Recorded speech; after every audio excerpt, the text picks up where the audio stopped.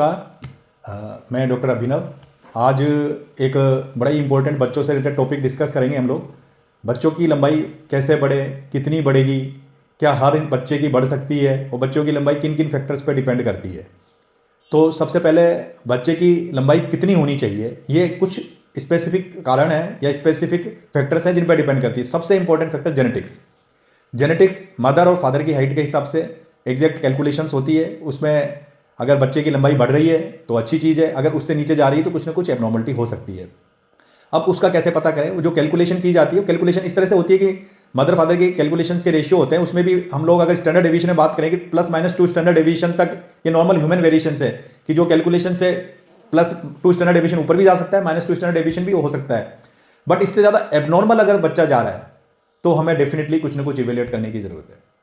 अब जो भी बच्चे हमारे पास लंबाई बढ़ाने के लिए आते हैं वो क्या सबसे पहले हम इवेल्युएट करते हैं? सबसे पहले हम उसकी डेट ऑफ बर्थ देखते हैं, क्योंकि एज एक इंपॉर्टेंट फैक्टर है कि किस एज पे कितनी होगी, उसको कैलकुलेट करते हैं। फिर दूसरे नंबर पे हम लोग देखते हैं मदर और फादर की लंबाई कितनी है, फिर उसको उस रेशियो में देखते हैं कि मदर और फादर की लंबाई के हिसाब से ठीक है कि नहीं। फिर इसके बाद कुछ चार्ट्स आते हैं, ग्रोथ चार्ट, उसमें उसको हाइट को देख के देखा जाता है कि ये वास्तव में लंबाई कितनी कम है। चलो मान लो उनकी लंबाई मदर फादर की रेशियो के हिसाब से कम है, बच्चा कम जा रहा है। अक्सर लोग पर उसको थोड़ा सा, कई बार बच्चे की लंबाई कम नहीं होती है, ठीक होती है, तभी माँ बाप को कईयों को लगता है कि उनकी लंबाई कम है, क्योंकि वो पड़ोसी के बच्चे से कंपेयर कर रहे होते हैं, क्लास में बाकी बच्चों से कंपेयर कर रहे होते हैं, जबकि पेरेंट्स की लंबाई ही कम होती है। हाँ, कुछ बच्चे होते हैं जो सिग्निफिकेंटली लोअर साइड में चल रहे होते हैं, तो उनको इवेल्युएट करना चालू करते हैं हम लोग, जिनकी भी लंबाई पहले तो कंफर्म कर लेते हैं कि वास्तव में कम जा रहे हैं, क्योंकि जो हर बच्चा लंबाई कम के लिए आता है उसकी लंबाई कम नहीं होती है, कुछ एक की होती है, तो उनको इवेल्युएट करना चालू करते हैं। कौन कौन सी कॉमन बीमारियां हैं जो हो सकती है? सबसे पहले हम इवेल्युएट करते हैं रूटीन टाइप के जो टेस्ट हैं, जिसमें हीमोग्लोबिन की कमी, कोई क्रॉनिक पुरानी बीमारी रही हो जिसका इलाज चला हो, बचपन में ही बच्चे की बर्थ हिस्ट्री क्या है, प्री मेच्योर पैदा हुआ है तो कई बार लेट पिक करते हैं, बचपन में ही कोई बीमारी हुई, खांसी जुकाम लंबी न्यूमोनिया हुआ तो बच्चे लेट पिक करते हैं। फिर उसके बाद टेस्ट में हम फाइंड आउट करने की कोशिश करते हैं कहीं थायराइड तो नहीं है। कई बार पतला होने वाली थायराइड होती है, कई बार हाइपोथायरॉइडिज्म होती है, मोटा होने वाली थायराइड, इसकी वजह से बच्चे की लंबाई कम रह जाती है। फिर उसके अलावा पेट में कीड़े भी एक बच्चों की लंबाई रोकने का बड़ा कारण है।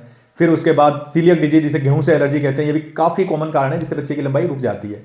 कई बीमारियां कैल्शियम मेटाबॉलिज्म से रिलेटेड होती है, कई बार कुछ सिंड्रोम पड़े हुए रहते हैं जो उसमें काफ़ी सारी और भी बीमारियां होती है जो साथ साथ चलती है, उनको इवेल्युएट करके देखते हैं बच्चे की लंबाई कम है तो फिर उसको ट्रीट करते हैं।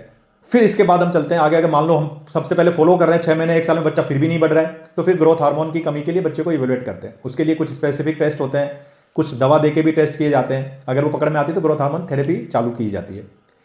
बच्चा अगर 10, 11 साल, 12 साल की एज में पहुंच जाता है तब भी लंबाई नहीं बढ़ रही है तो फिर कुछ और भी हार्मोनल टेस्ट प्यूबर्टी रिलेटेड देखे जाते हैं। अक्सर 11-12 साल के बच्चों में प्यूबर्टी के डिले की वजह से लंबाई डिले होती है, वो पिक कर लेते हैं। 20% लोगों में बीमारियां निकलती है, उसका ट्रीटमेंट जरूरी होता है।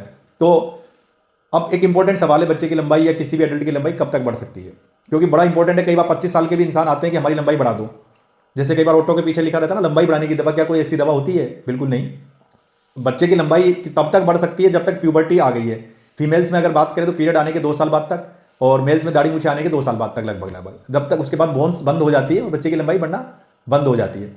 तो सबसे पहले अगर कोई बच्चे की लंबाई कम है तो मदर फादर के रेशियो में हमें कैलकुलेट करके देखना है। और ऐसा नहीं है कि हर बच्चे की लंबाई सेम होती है, बच्चे के वेरिएशंस होते हैं, बट छोटी छोटी चीज़ों को फॉलो करके सिंपल टेस्ट करा के अपन लंबाई का आराम से, जिस बच्चे की नेचुरल लंबाई जो जाने की टेंडेंसी उस तक बढ़ा सकते हैं।